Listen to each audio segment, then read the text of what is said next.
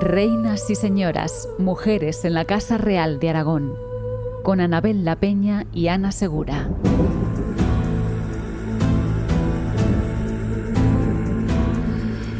Año 1196. El 24 de abril, Alfonso II de Aragón fallece en Perpiñán. En mayo se celebran en Zaragoza los funerales y en agosto el Papa Celestino III toma bajo su protección al nuevo rey, Pedro II, y a su madre, la reina Sancha. En septiembre se celebrarán cortes en Daroca que reconocen al nuevo rey. Pedro II comenzará su reinado con fuertes desacuerdos con su madre. El motivo, el alto coste de la construcción y dotación del monasterio de Sigena. Sancha fue una mujer formidable que reinó, participó en batallas y tomó decisiones políticas. Fruto de sus 22 años de matrimonio, fueron 9 hijos que emparentaron con importantes casas de toda Europa. Pedro, el heredero, lo hizo con María de Montpellier. Para Aragón era una posibilidad de consolidar su poder e influencia en los territorios de Occitania y para la novia María, una salida a su desafortunada vida matrimonial. De ella, de María de Montpellier, hablamos hoy en nuestro podcast Reinas, Damas y Señoras, Mujeres Ocultas en la Casa Real de Aragón. Anabel La Peña, ¿qué tal? Bienvenida. Muy buenas, ¿qué tal? Bueno, vamos a echar la vista atrás y a recordar un momento en la propia vida de Sancha de Castilla, la madre del rey Pedro II, cuando su esposo Alfonso II estuvo prometido a otra princesa, Eudoxia, princesa de Bizancio.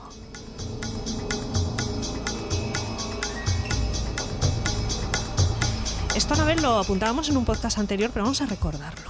Pues sí, lo apuntábamos efectivamente, porque cuando comentamos ese matrimonio entre Sancha de Castilla y Alfonso II de Aragón, dijimos que se quedó una mujer en camino, prácticamente se enteró en Montpellier que había sucedido la boda del que iba a venir a ser su esposo. También ten en cuenta que se habían hecho negociaciones y demás, que siempre se dilataban el tiempo, y luego que desde el viaje desde Bizancio, desde Estambul hasta tierras cercanas en el sur de Francia, en la Occitania, que es donde se enteró de la noticia, lógicamente costaba un tiempo, y por lo tanto no pudo celebrar los espensales que esperaba.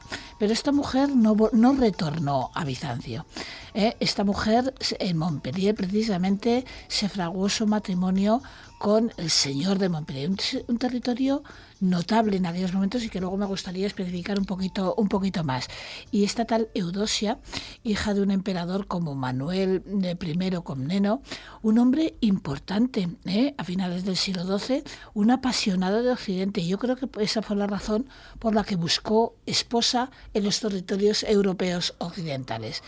Y esta tal Eudoxia se quedó, al final, como veremos luego en los textos, se quedó al final y contrajo matrimonio, y de ahí viene la nueva esposa de Pedro II. Eudoxia casó con Guillermo VIII de Montpellier, y María de Montpellier es la hija de este matrimonio. Eso es. Mira, los señores de Montpellier son los Guillermos, que les llamamos, porque son Guillermo, se alternan esos nombres, pero quiero decir que son dos acepciones distintas del mismo nombre, y este fue Guillermo VIII de Montpellier, que efectivamente su territorio era pequeño, pero era un territorio clave, y sí se va a proceder a la boda. Para un señor de un territorio del sur de Francia, que importancia estratégica tenía, importancia económica tenía también, pero tenía pocas posesiones, enlazar ni más ni menos con un emperador bizantino, con la hija de un emperador bizantino, era un elemento importante. A él le interesó más que a ella o a los acompañantes de ella, que no lo veían tan claro. Te lo digo por una razón. Ella, si se casaba con un rey, sería reina. Si no, solo sería, Eudoxia solo sería señora de Montpellier. Entonces, esas cosas en la Edad Media tenían importancia. Y luego yo no sé hasta qué punto influiría también esa fascinación por Oriente, por las cruzadas, que había estado presente en toda la historia de los reyes occidentales. Sí, además estábamos en un momento bastante problemático. La presión para recuperar ya tierras del reino latino de Jerusalén, que era un reino europeo traspasado a Jerusalén, empezaba a ser importante, y Jerusalén no quedaría ya en muchos años en manos en 1187 se lo pierden los cristianos ante la figura de Saladino. Entonces era un poco más de renombre que de territorios realmente importantes. Sí. Pues tenemos a Eudoxia, casada con Guillermo VIII de Montpellier, y de esa unión nació María de Montpellier.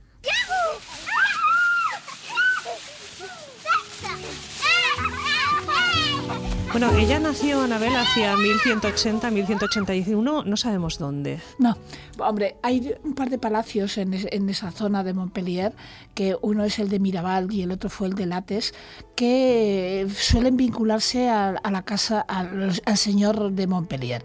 Entonces, quiero decir, es frecuente que la familia aparezca por allí, pero localizar dónde exactamente tuvo lugar, si en la propia ciudad de Montpellier o en alguno de los territorios de alrededor, pues no lo sabemos. Sí, pero sí, el nacimiento se fecha hacia 1180-1181. Por cierto, que sobre el matrimonio de los padres, atípico, hay dos testimonios, Anabel, que si te parece vamos a escuchar y luego los explicamos.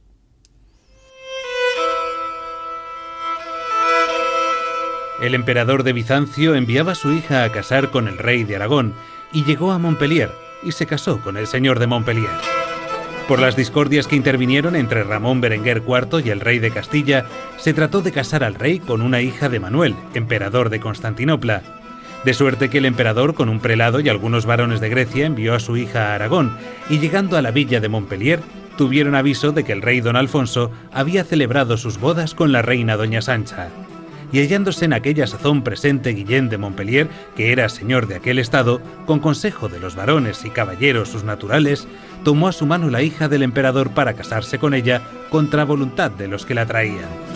Pero primero, a petición del prelado y de los señores que con ella venían, otorgó el señor de Montpellier que aunque no hubiese hijo varón de ella, sino hija, la heredarían el señorío de Montpellier y su tierra, de lo cual juraron de hacerlo cumplir todos los vecinos de Montpellier mayores de 10 años, y con esto se efectuó el matrimonio, del cual hubieron una hija que después casó con el rey don Pedro de Aragón.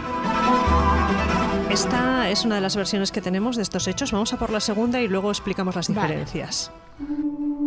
Es sabido que nuestro abuelo, el rey don Alfonso, había entablado negociaciones con el emperador de Constantinopla para casarse con la hija de este soberano. Pero a pesar de los tratos acordados entre ambas partes, pasó nuestro abuelo a contraer matrimonio con doña Sancha, hija del emperador de Castilla.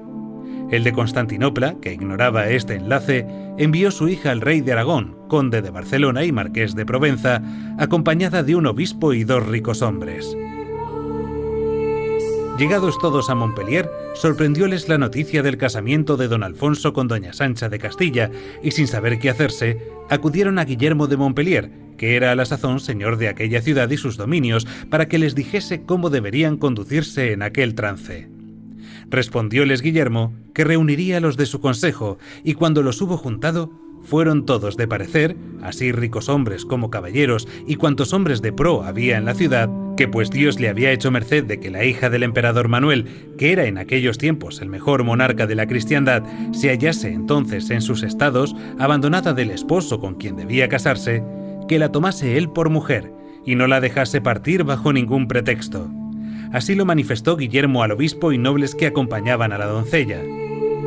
Cuando estos oyeron la propuesta del de Montpellier de boca de los mensajeros que al efecto les habían sido enviados, doblóse su desconsuelo, por ver que la hija de su señor hubiese de casarse con quien no fuese rey o emperador, según le correspondía, y rogaron encarecidamente a Guillermo que por Dios y por cuanto él valía, la dejase volverse a su patria, pues ellos le habían prometido que en caso de no verificarse el matrimonio que había motivado aquel viaje, por mar o por tierra la devolvieran otra vez a su padre. Guillermo y los de su consejo se obstinaron en su propósito. Como los acompañantes de la princesa vieron que la voluntad de los de Montpellier debía forzosamente cumplirse, procuraron sacar al menos el mejor partido de aquel matrimonio, estipulando que el hijo o hija que de él naciese fuese señor de Montpellier durante su vida. Celebróse el matrimonio y de él nació con el tiempo una hija a quien pusieron por nombre María. Pero yo escucho esto, Anabel, y me pregunto, ¿qué pensarían estas mujeres? Yo creo que es que las mentalizaban desde el día de su nacimiento. Es decir, no iban a ser dueñas nunca, ninguna de ellas fue dueñas de su destino. Además, en este caso habrá un destino muy negro para la mujer que nació. Pero a mí lo que me interesa de este texto son las dos visiones. La primera que hemos oído es la de Zurita, y es una visión del siglo XVI, y como mucho obtienen los caballeros, el obispo y los acompañantes de Eudosia, de donde nacería María de Montpellier, lo que consiguen por lo menos es que sea heredera si es hija también, cosa que no era frecuente que una mujer pudiera heredar, sobre todo si había el caso de un varón. Pero el segundo texto me gusta, que es un texto procedente del libro de los Hechos, del libro del Feix. Eso es una autobiografía de Jaime I. Jaime I está hablando de la que era de sus abuelos maternos. Entonces, él justifica que ella era de un territorio tan importante como Constantinopla y demás. El libro de los Feix no hay que creérselo al 100% por una razón, porque es justificativo. Claro. Es decir, es una biografía interesante, es una de las primeras grandes crónicas que manejamos. Es autobiográfico. No quiere decir que Jaime I estuviera con una pluma escribiéndolo, porque era iletrado, lo dictó. Tiene elementos que permiten saber perfectamente, pero además que no sabía leer y escribir, pero dictó, y es justificar toda su obra. Y acá, claro, está contando cómo le enseñaron a él que se había producido la figura de su abuela Eudosia, de su abuelo Guillem de Montpellier, más el nacimiento tan curioso de su madre. Entonces es un texto que a mí me gusta porque es mucho más cercano a los hechos. La crónica del libro de los Hechos se escribió prácticamente, alguien terminó cuando falleció, pero es un texto casi contemporáneo de los hechos que estamos narrando. Hay una edición que hizo la Diputación de Zaragoza, si no recuerdo mal, creo que está accesible en internet. Sí. ¿Nos podemos lanzar los profanos a leer este...? Sí, está invertida al castellano. El único problema que tiene ese texto en concreto es que no tiene índices. Entonces tienes que leerte casi todo para buscar o saber, porque el libro de los Hechos sí que está compartimentado en 4 etapas, pero tienes que ir buscando a ver exactamente en cuál de las 4 etapas. Ese es el único gran fallo que tiene el texto. Se hizo efectivamente en el 2008 como homenaje al nacimiento de Jaime I, sí. Bueno, pues ahí les dejamos una propuesta, que busquen este libro de los Hechos de Jaime I y se lo lean. Vamos a hablar enseguida de María de Montpellier, pero yo tengo una última duda, Anabel. ¿Qué pasó con Eudosia? Acabó en un convento. Que Guillermo se cansó de ella, que Guillermo se enrolló, diríamos en términos más actuales, con una mujer que los documentos mencionan unas veces como Isabel de Castilla, y otras veces la nombran como de España, aludiendo que, claro, era el reino de Castilla, era mucho mayor, y que parece un cuento de esos que estamos acostumbrados a oír de pequeños, de los hermanos Grimm y demás. La madrastra típica, mala, que le hizo una vez que mandaron a Eudosia al convento, donde moriría pues prácticamente en el ostracismo, olvidada y demás. Esta mujer Inés tuvo varios varones, que era lo que quería el Guillem de Montpellier, y se arrinconó muchísimo hasta a la madre, y a María se le relegó a pesar de haber firmado que sería la heredera.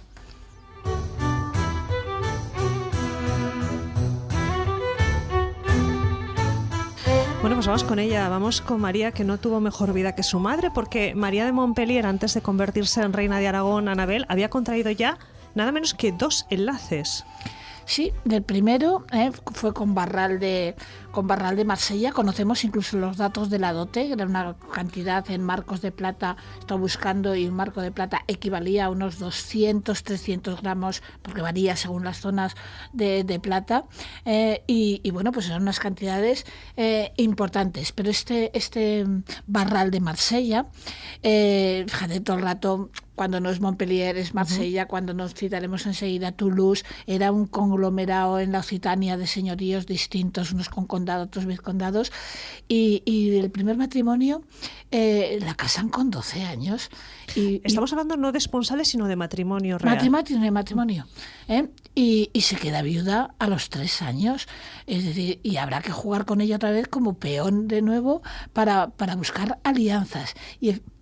Pero fíjate, viuda a los 13, 14, 15 años, Segundo matrimonio fue peor, porque Barral murió, pero el segundo matrimonio con Bernardo, el conde de Cominges, va a ser más problemático y acaba con abandonándola absolutamente, Entonces, que es viuda a los 15, que casada nuevamente, que acaba con un repudio. Es una vida, y además que es una cría de 16, 17 años cuando empiezan los problemas con su segundo marido.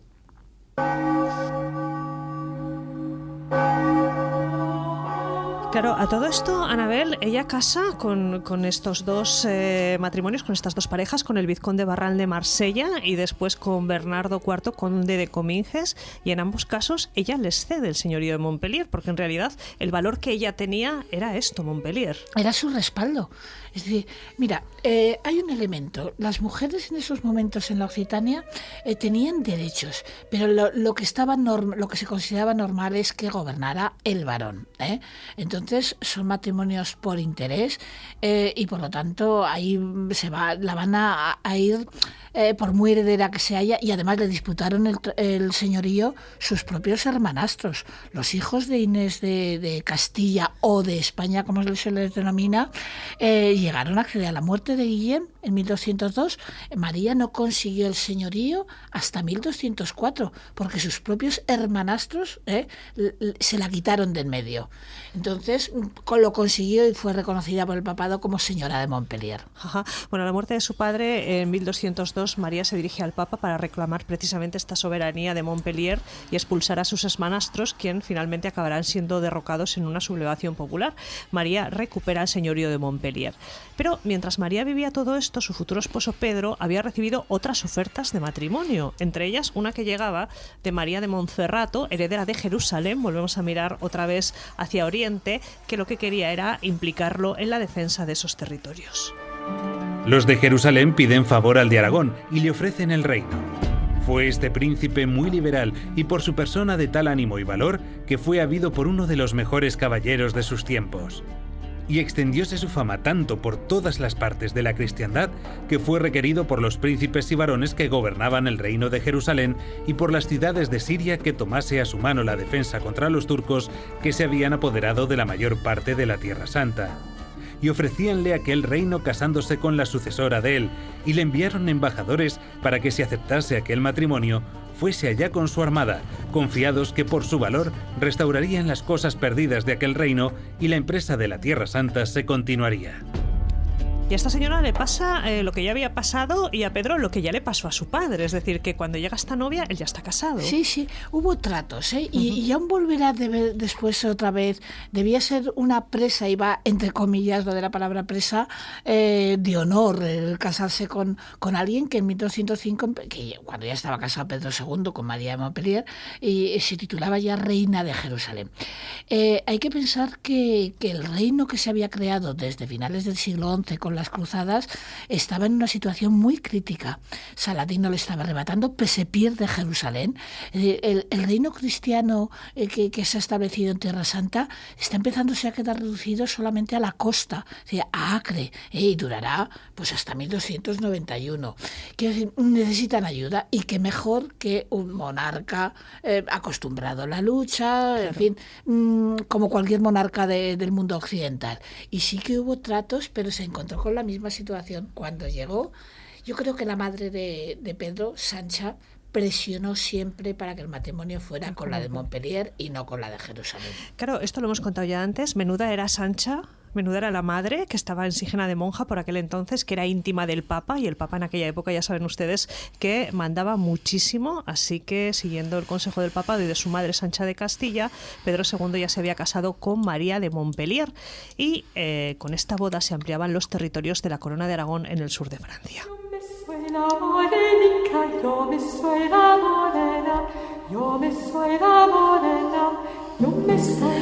Total, Anabel, que en la primavera de 2004 María pasa a ser señora de Montpellier, y en junio de ese año se convierte en reina de Aragón al casarse con Pedro II.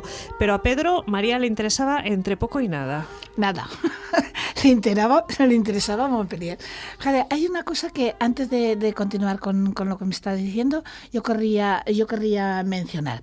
Se dice, pero tampoco es que tengamos ninguna prueba documental fehaciente, que Sancha de Castilla en Sigena quería reparar la ofensa que se había hecho a Eudosia Comneno, madre de María, por haberla dejado en el camino, y que de ahí que presionara. Yo creo buena gente, ¿no? Yo creo que tanto no. Yo creo que fue más bien el interés que teníamos por esa ciudad.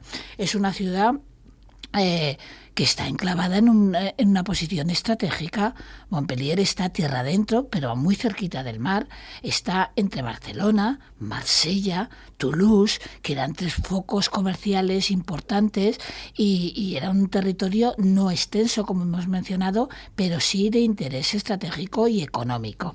Por lo tanto, por fin se cede, y ya que teníamos tantos intereses en el sur de Francia, estábamos montando un reino a caballo. Los Pirineos hubieran sido la columna vertebral a un lado y al otro, y todo se adquiere su máxima extensión con este matrimonio y se pierde pocos años más tarde. Bueno, pues vamos a escuchar 2 crónicas, una de San Juan de la Peña, sobre este matrimonio. El dicho rey don Pedro tomó como mujer a la hija del noble príncipe don Guillén de Montpellier, llamada María, nieta del emperador de Constantinopla, de la cual procreó un hijo que fue llamado Jaime, y por aquella unión matrimonial llegó la baronía de Montpellier al rey de Aragón. Así lo cuentan las crónicas de San Juan de la Peña, y vamos a ver cómo lo cuenta en sus memorias, en su biografía, Jaime I.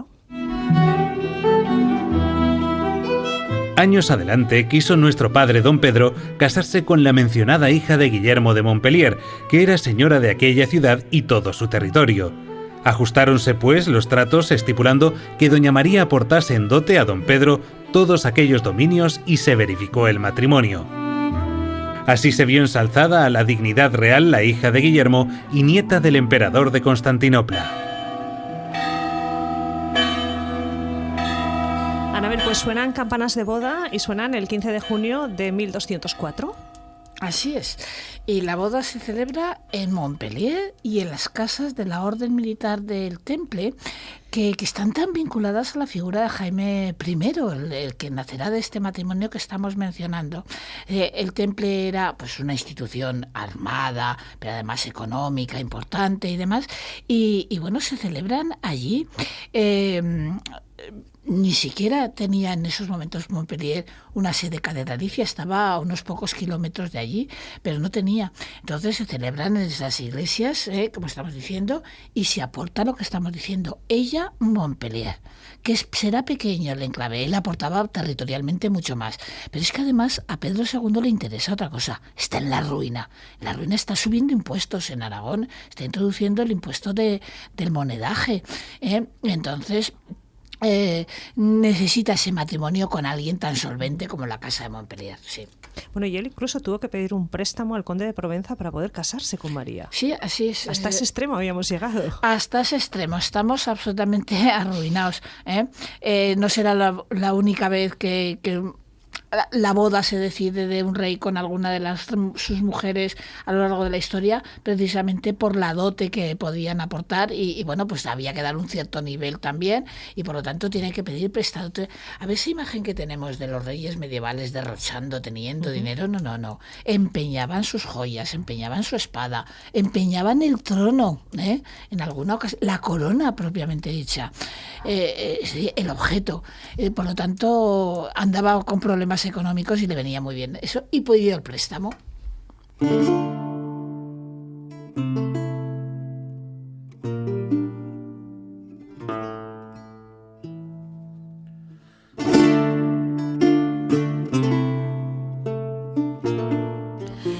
Ella, María de Montpellier, tenía ya 2 hijas, y a los pocos días de su boda el marido actuaba ya como dueño y señor de Montpellier, omitiendo toda referencia a su mujer, que era la titular legítima. Pero es que además de esto, Anabel, este matrimonio, que evidentemente fue un arreglo político, tenía otra parte, y es que el rey nunca disimuló el rechazo personal hasta su esposa. Creo que incluso llegó a evitar tener contacto físico con ella.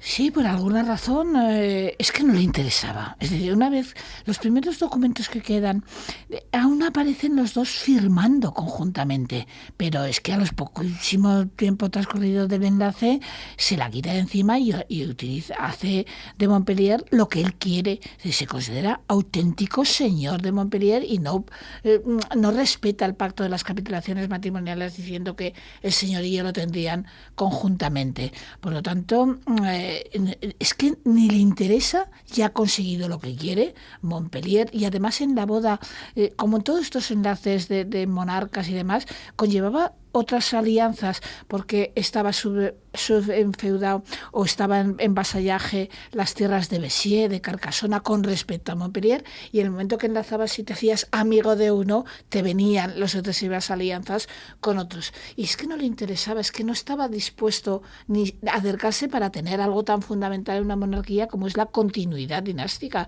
y descendencia, a poder ser posible masculina. Nada, ahora hablamos de esa descendencia porque claro, si no tenían contacto físico, mal iban a tener descendencia.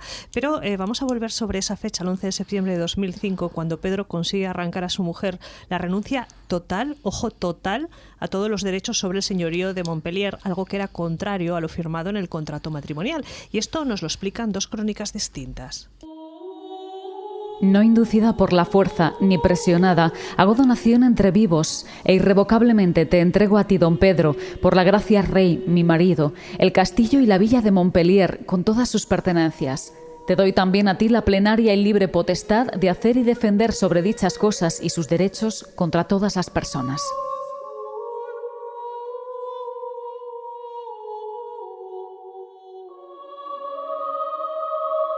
Y siendo el matrimonio consumado, el rey de Aragón se intituló señor de Montpellier, aunque no pasaron muchos días que se arrepintió y procuró apartarse de la reina, siendo una de las más excelentes princesas de su tiempo.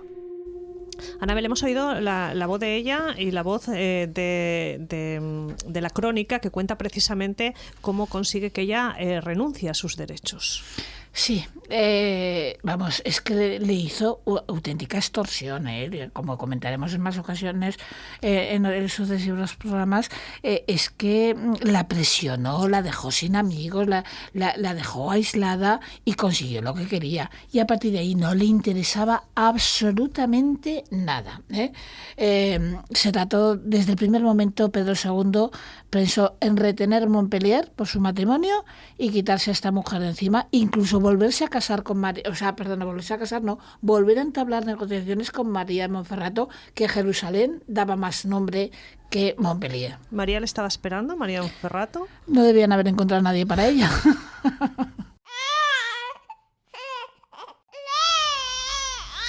Bueno, Anabel, pues a pesar de todo esto, de ese rechazo desde el primer momento del rey Pedro a María de Montpellier, hubo 2 hijos de este matrimonio. Sí, de los encuentros que parecen ser muy, muy ocasionales y alguno hasta divertido. Hay 2 hijos. Una primera mujer, una tal Sancha, como su abuela, como Sancha de Castilla, y con la cual se prepara inmediatamente un matrimonio que no hacía excesivamente gracia ni a María, porque la quieren casar con el conde de Toulouse o de Tolosa, y era muy cercano a la herejía cátara del momento. Lo que pasa es que al final no tuvo lugar este matrimonio, ese enlace se quedó en preparativos porque la niña murió. Y de un segundo encuentro, según dicen las crónicas del momento, certero encuentro, porque de ahí nace, de una sola noche, nace la figura de Jaime I de Aragón. Y la concepción de Jaime I de Aragón es absolutamente rocambolesca, pero eso, si les parece, se lo contaremos la próxima semana, porque sobre María de Montpellier hay todavía muchísimas cosas que contar. Nos quedamos con esta dama de Aragón después de dedicar este podcast a la primera parte de la historia de María de Montpellier, un podcast que hemos hecho gracias a la investigación histórica de Anabel La Peña, con Rafa Moyano y Sara Villellas en las voces de los documentos históricos, con Carlos Oyarzábal y Vicente Bordonaba en la ambientación sonora y con Rubén Reula en la producción de audio en directo. Esto es Reinas y Señoras, Mujeres Ocultas en la Casa Real de Aragón, un podcast de historia de Aragón Radio. Amorosa Ana Maria, robadora de l'amor, cada cabell una perla, cada perla un anell d'or, cada anell d'or una cinta que li volta tot el cos. Ai, amorosa Ana Maria, robadora de l'amor, passador que li posava una rosa amb 9 colors. Son germà se la mirava amb un ull tot amorós. Ai, amorosa Ana Maria, robadora de l'amor. No fóssim germans, Maria, ens casaríem els dos. Però com que som germans propis, jo et buscaré un casador.